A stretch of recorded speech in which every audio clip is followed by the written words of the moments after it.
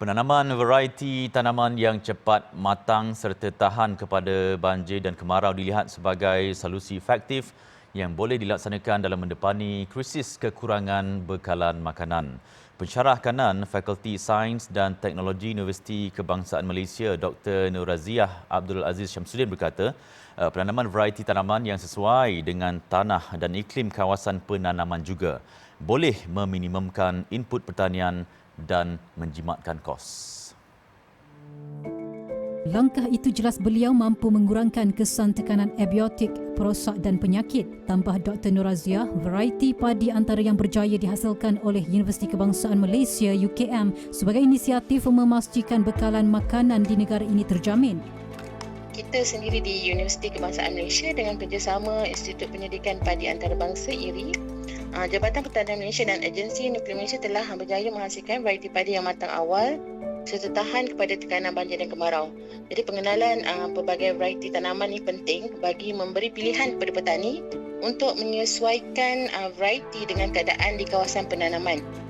Dr. Nur Raziah berpandangan selain memberi fokus kepada peningkatan hasil padi di kawasan jelapang padi negara, fokus turut perlu diberi kepada kawasan luar jelapang supaya produktiviti padi di kawasan luar jelapang boleh dipertingkat setanding produktiviti padi di kawasan jelapang. Kaedah penanaman padi berskala besar dilihat lebih efisien dalam memastikan bekalan padi negara terus stabil. Selain itu, kerajaan juga boleh mengenal pasti tanah terbiar dan tanah yang tidak diusahakan untuk memberi peluang kepada penduduk setempat melakukan aktiviti pertanian berdasarkan demografi kawasan dan tanah yang bersesuaian. Malaysia perlu mengimport lebih kurang 90% keperluan benih tanaman. Jadi kewujudan benih komuniti bukan sahaja dapat mengurangkan kebergantungan benih tanaman daripada negara lain, namun juga boleh menggalakkan aktiviti pertanian dalam komuniti. Bagi penduduk di kawasan bandar pula, beliau mencadangkan untuk melaksanakan aktiviti teknologi pertanian bandar seperti sistem pertanian vertikal dan sistem hidroponik.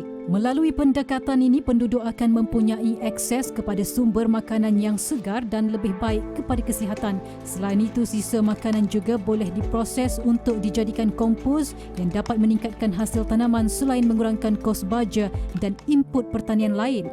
Dr. Nur Raziah juga mencadangkan agar penekanan perlu diberi kepada peningkatan pengeluaran tanaman seperti jagung selain menggalakkan penanaman tanaman makanan lain seperti ubi kayu, keledek dan pisang serta buah-buahan nadir. Justru bagi mengurangkan tekanan yang mungkin dihadapi dalam masa terdekat, isu tersebut perlu ditangani bersama-sama pihak kerajaan dan segenap lapisan masyarakat di Malaysia.